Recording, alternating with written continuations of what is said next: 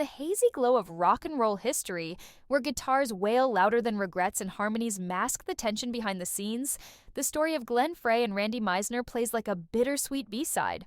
Raw, revealing, and often overlooked. For decades, fans of the Eagles only saw the public face, a band that delivered perfection with every note, every chorus layered with California sun and unspoken strain. But when Glenn Frey finally pulled back the curtain and spoke about Randy Meisner, not with bitterness, but with the honesty that only time allows, what emerged wasn't a scandal or grudge. It was a confession rooted in memory and maybe even a bit of guilt. Meisner, the soft-spoken bassist with the angelic falsetto, was never wired for the storm of fame that engulfed the Eagles. While Frey and Don Henley took the reins with a fierce sense of control and direction, Meisner often stood in the eye of the hurricane, quiet, reluctant, but essential. Randy was the heart, Frey once said, not in a grand documentary quote, but in a moment of unguarded reflection. He had this gentleness, this vulnerability, but we didn't always know how to handle that. The band pushed, and Meisner pulled back. Not out of rebellion, but preservation.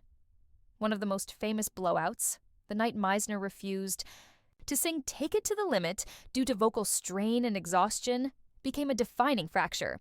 Frey, younger and burning with ambition, confronted him backstage in a moment of fury, not realizing the toll that expectation was taking. Years later, with age softening the edges, Frey acknowledged he had misread the moment. "I thought I was leading," he said, "but maybe I was just pushing too hard." It wasn't just one night, of course.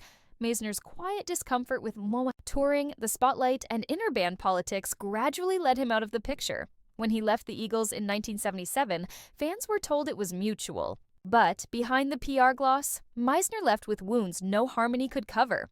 And for Frey, the silence lingered longer than he admitted.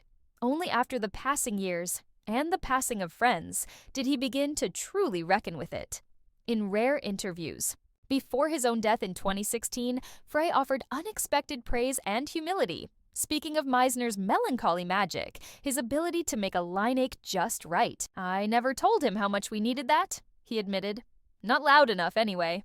There was no dramatic reunion, no tearful onstage apology, just fragments of truth, finally spoken. And in that, perhaps, was the real redemption.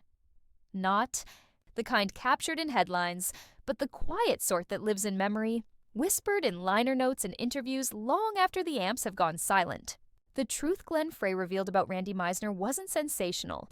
It was subtle, layered, and human.